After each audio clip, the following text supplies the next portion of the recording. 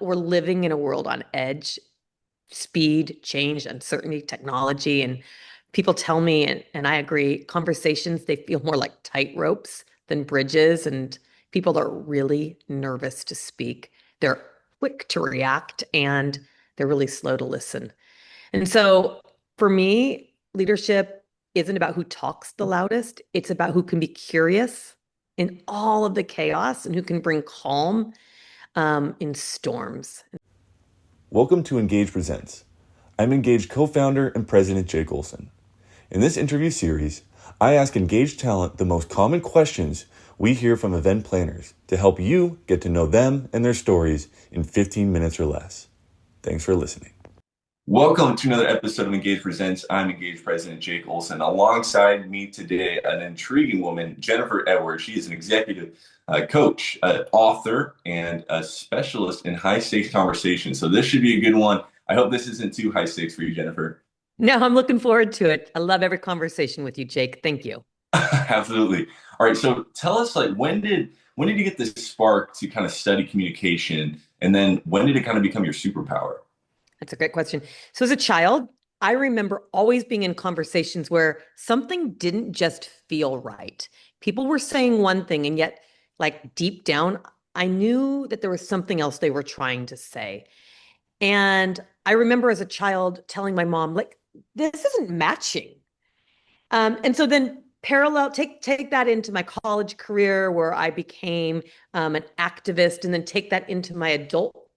I realized that like my superpower was getting people to tell me what was really behind their words. And it's changed my whole life because when people communicate, they're often unaware that they're making noise because they haven't yet worked out what they want to say. And I help people figure out what they want to say and how to say it with power, with conviction, and with warmth. And we all know how effective that can be, but let's get into it. So you Yeah. do help people, you coach people through some of their toughest conversations. Yeah. Um, you know, just is there a phrase that you have people start off with or use during the conversation to maybe lower the temperature of what is significant about that conversation they're having? Great question. Not a phrase, a breath. Okay. The most important things we can do when we're going to engage in a conversation is first, take a breath in through our nose, out through our mouth. And then, Jake, we relax our jaw, we relax our shoulders, and then we're ready. Because let's be honest, we're living in a world on edge, speed, change, uncertainty, technology. And people tell me, and I agree, conversations, they feel more like tight ropes than bridges. And people are really nervous to speak. They're quick to react and they're really slow to listen. And so for me, leadership isn't about who talks the loudest. It's about who can be curious in all of the chaos and who can bring calm in storms. And so that's what I'm passionate about, speaking around, equipping people, and just constantly digging in to find new modalities, strategies, and ways to help people change.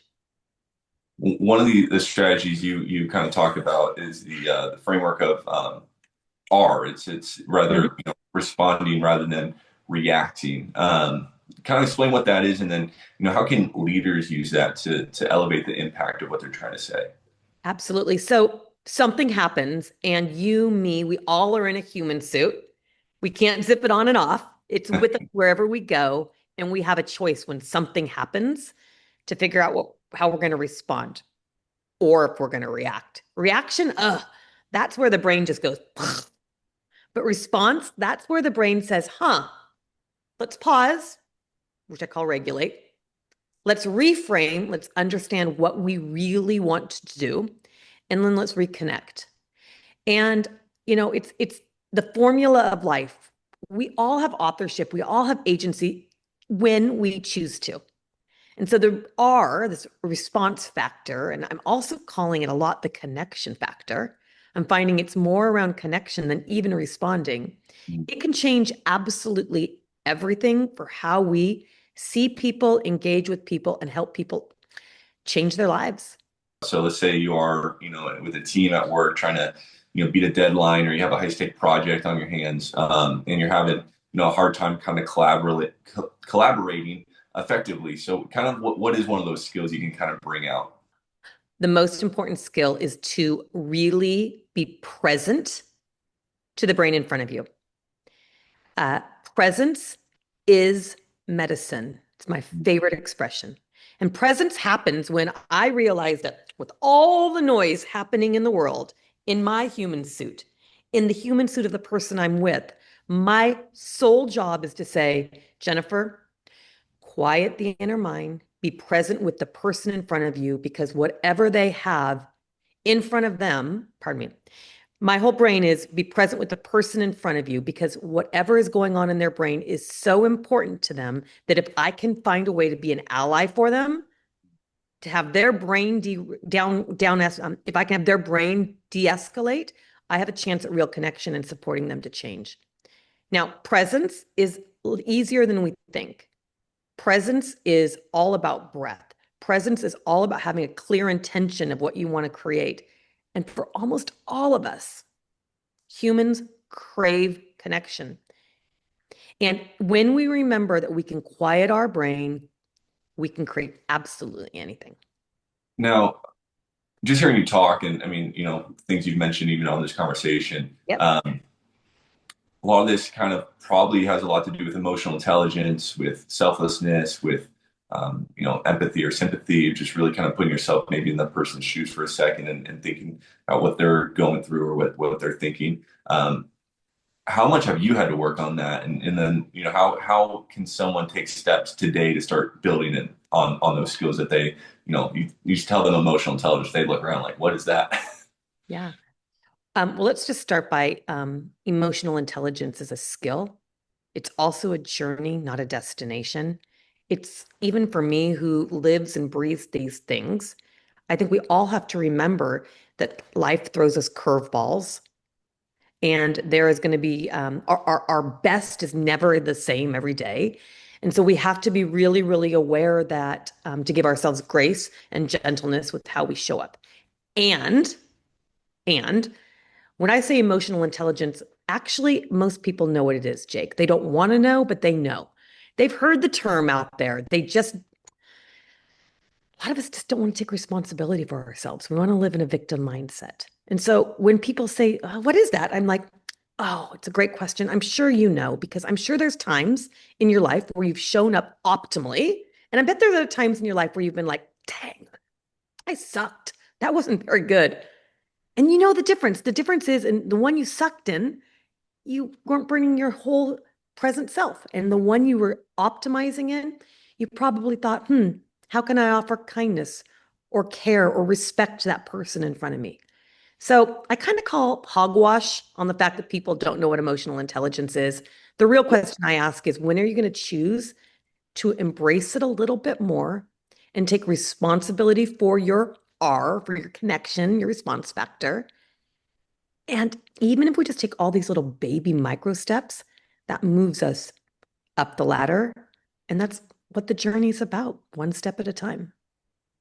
I'm sure just in your journey, you've had many either leaders or employees or whoever you're talking to come up to you, and share just how big of a deal communication is. In just your opinion, given what you've been through and what you speak about, just I know this might be an obvious answer, but just how big of a deal is communication? How much is it lacking in just a culture for your average business? It's probably never been more lacking. Here's my phone. And I watch people all the time in communication connection doing this. That's not connection.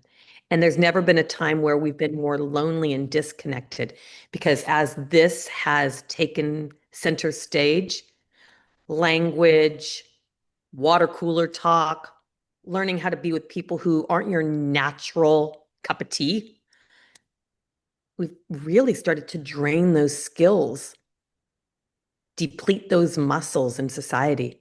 So communication has never been more important.